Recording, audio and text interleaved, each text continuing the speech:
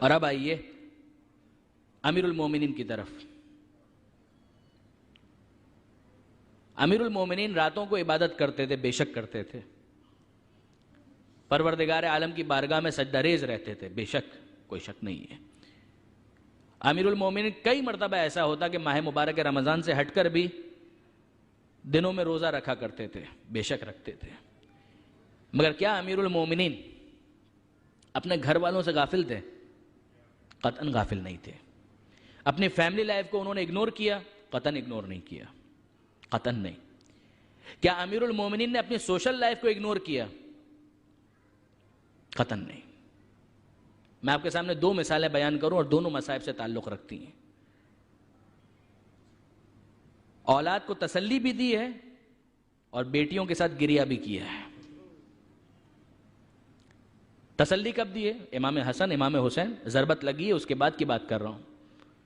کچھ دیر کے لیے امیر المومنین غنودگی میں چلے گئے اور یہ الفاظ ہیں کہ امام حسن کی آنکھوں سے آنسو بہے، امیر المومنین کے پیروں پر گرے، جس سے امیر المومنین نے احساس کیا کہ میرے بیٹے کے آنسو میرے پیروں پر آئے ہیں. آنکھیں کھولی اور امام حسن کو تسلی دی ہے، اے بیٹا حسن کوئی بات نہیں، یہ سب کچھ ہوتا رہتا ہے، کوئی اتنی بڑی بات نہیں ہوئی، تسلی رکھو.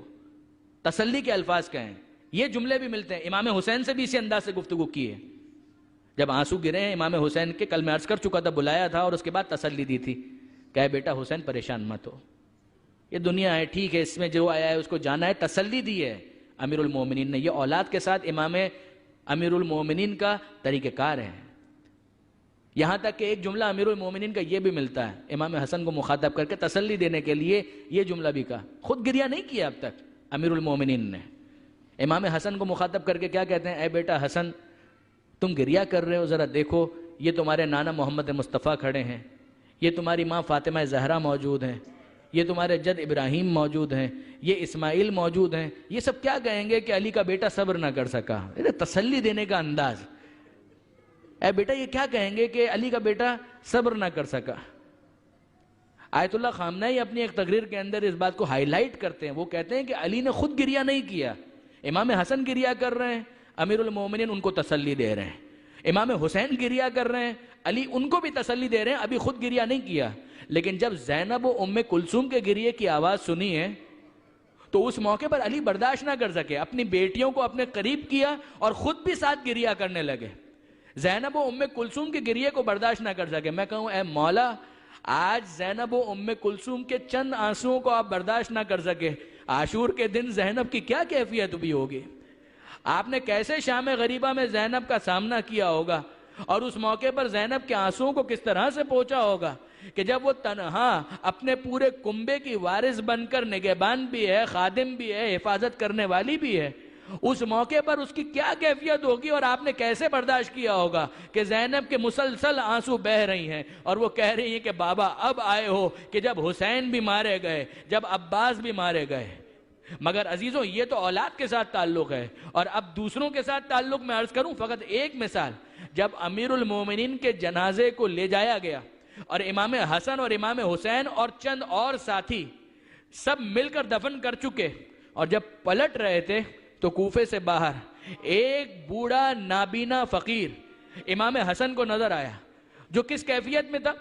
اینٹ کو تکیہ بنا کر کبھی لیٹتا ہے، کبھی بے چین ہو کر بیٹھ جاتا ہے، کبھی کھڑا ہو جاتا ہے اور ایک فریاد کر رہا ہے. فریاد کیا ہے؟ میرا دوست کہاں چلا گیا، میرا دوست کہاں چلا گیا، پتہ نہیں وہ میرا محبوب کیوں مجھ سے ناراض ہو گیا، وہ میرا محبت کرنے والا ساتھی کیوں مجھ سے ناراض ہو گیا.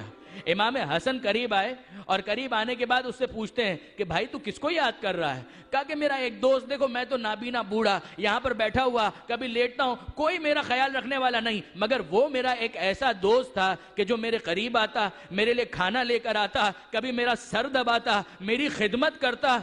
امام حسن پوچھتے ہیں کہ تو نے کبھی اس سے نام نہیں پوچھا؟ کہا میں نے کئی مرتبہ اسے کہا کہ تو کون ہے، مگر وہ ہمیشہ یہ کہتا کہ میں تیرا دوست ہوں، تجھے اور کچھ جاننے کی کیا ضرورت ہے، میں اللہ کی خاطر بس تیری خدمت کرنا چاہتا ہوں، وہ میرا دوست کہاں چلا گیا. امام پوچھتے ہیں کہ یہ بتا کہ تجھے اس کا رنگ معلوم ہے؟ کہا کہ میں کیسے رنگ دیکھ سکتا ہوں، میں تو خود نابینا ہوں۔ کہا کہ کیا تو نے اس کی آواز سنی ہے؟ کہا کہ آواز تو ایسی تھی کہ ذکر خدا کرتا تھا تو درخت اور دیوار ساتھ ساتھ ذکر خدا کیا کرتے تھے، اور ایک جملہ کہا کرتا تھا فقیر جالس فقیرن، غریب جالس غریبن۔ ارے میں بھی ایک غریب، تو بھی ایک غریب غریب کے پاس بیٹھا ہے، ایک فقیر فقیر کے پاس بیٹھا ہے۔ امام حسن سمجھاتے ہیں اے شخص، وہ فقیر نہیں تھا، کائنات کا امیر تھا جو اب اس دنیا سے رخصت ہو چکا۔ 3 دن پہلے اسے ضربت لگی اور آج ہم اسے دفن کر کے آ رہے ہیں، اور میں اس کا بیٹا حسن ہوں۔ اے شخص تو فکر مت کرنا، علی کا بیٹا زندہ ہے۔ وہ نابینا کہتا ہے اے مولا، آپ کو خدا زندہ رکھے مگر میں زندہ نہیں رہنا چاہتا، اب میں جینا نہیں چاہتا۔ کیا مولا مجھ پر احسان کریں گے کہ مجھے اپنے والی و وارث کی قبر پر لے جائیں؟ وہاں پر لے جایا گیا اور وہاں پر اس نے ایک دعا مانگی، اے پروردگار، اب علی کے بعد میں زندہ نہیں رہنا چاہتا، اب تو میری روح بھی قبض کر لے۔